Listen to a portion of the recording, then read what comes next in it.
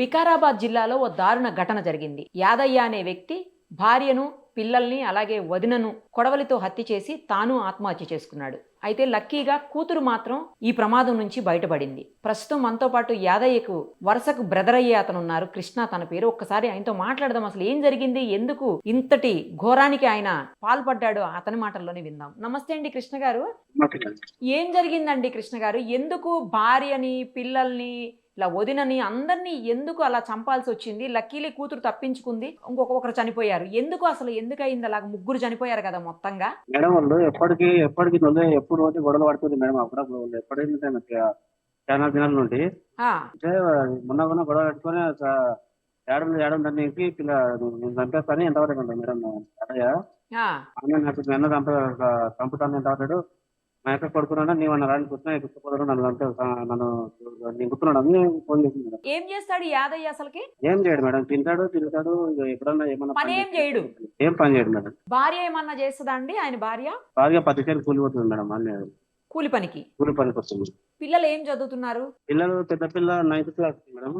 చిన్న పాప వెళ్తుంది మేడం. నాకు అంత ఐడియా లేదు. చిన్న పాప. ఓకే. ఇప్పుడు తప్పించుకుంది పెద్దమ్మాయి కదా. పెద్ద అమ్మాయి మేడం. అసలు ఎందుకు దారుణానికి, అంటే అలా చంపాల్సినంత అవసరం వచ్చింది? ఏమైనా అనుమానమా, లేకపోతే డబ్బుల కోసమా? చిన్న చిన్న అనుమానం మేడం. ఇక ఎవరితో మాట్లాడితే పిల్లలు ఎవరితో మాట్లాడితే వాళ్ళతో అనుమానం దిగిపోతే పెద్ద అప్పటి సైకో దగ్గర మేడం. ఆయన నువ్వైతే అనుమానిస్తుడు. నేను ఇంతకుముందు ఒకసారి నేను చంపేస్తాని పెట్రోల్ తెచ్చి ఇంట్లో పెట్టినాడంట సార్ మేడం. ఒకసారి అట్లా కూడా చాలా జరిగినాయి.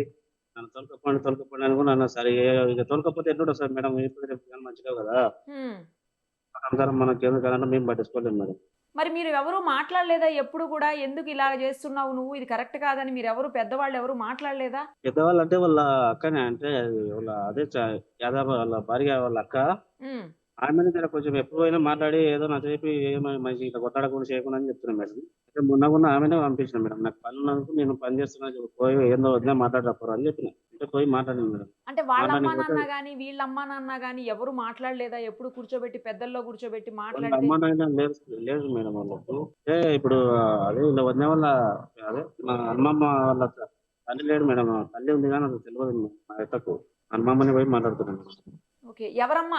యాదయ్య భార్యకి అమ్మా నాన్న ఉన్నారా? నాయన లేడు, అమ్మ ఉంది. నాయన లేడు. ఆయనకి యాదయ్యకున్న తల్లిదండ్రులు లేరు మేడం. ఇద్దరు లేరు. అక్క అన్న చెల్లెళ్ళు, ఉన్నాడు, అన్న తమ్ముళ్ళు, అన్న వదిన ఉండరు మేడం. అక్క ఉంది. వాళ్ళు వాళ్ళు అసలు పట్టించుకోరు మేడం. వీళ్ళ సంగతి తెలుసు కదా. అదేలే వాళ్ళు పట్టించుకోరు మేడం. ఇప్పుడు. ఓకే. యాదయ్య భార్య వాళ్ళ అక్కను కూడా చంపిండి కదా. అక్కను కూడా చంపేసింది. అదే అడిగాను. ఆమె నచ్చ చెప్పడానికి వెళ్ళిందేమో అయితే, సర్ది చెప్పడానికి.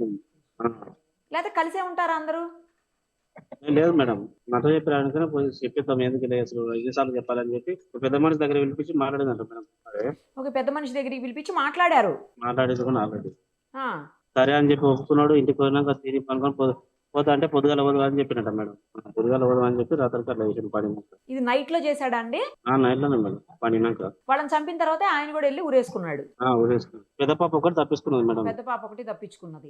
వాళ్ళ అన్న చంపుకుంటున్నా కానీ నీవు ఏం చేస్తావు, నీవే అవుతావు అని నిన్న కూడా చంపుతుంది. కానీ ఆ పిల్లనే గడబెట్టి పనుకుని నేను పనేటప్పుడు తొందరగా తప్పించుకొని బయటకు పారిపోయే వరకు ఎవరైనా దొరికి వస్తుంది అని చెప్పి ఊరేసుకున్నాడు. ఈ అమ్మాయికి కూడా ఏమైనా గాయాలు అయ్యాయండి? బాగానే మేడం. తలకు తగిలింది, మోక చేతి కాడ బొక్క ఆపరేషన్ చేయాలి. అసలు అలా కట్టుకున్న భార్యని, కన్న పిల్లల్ని చంపాలన్న ఆలోచన ఎందుకు వచ్చిందండి? అంత దారుణంగా ఎలా చేయగలిగాడు అతను అసలు? అదే ఎప్పుడు ఇక సైకోల్ అక్కడ మేడం. అది ఏం పని చేసేది, తినేది ఉండదు. అదే ఇష్టం లేకపోతే వదిలేసేది ఉండే. అట్లా వదిలేస్తారని అయిపోతున్నాం కదా సార్ మేడం. వాళ్ళు ఏమైనా చేసుకుంటారు. ఇప్పుడు ఈమె కూలి పని చేసుకొస్తేనే ఇల్లు గడవాలి, లేకపోతే లేదు. మరి పిల్లల ఫీజులు అవన్నీ ఇంకా అంతా మొత్తం చదువు అంతా ఆమెనేనా? ఆమెనే మేడం.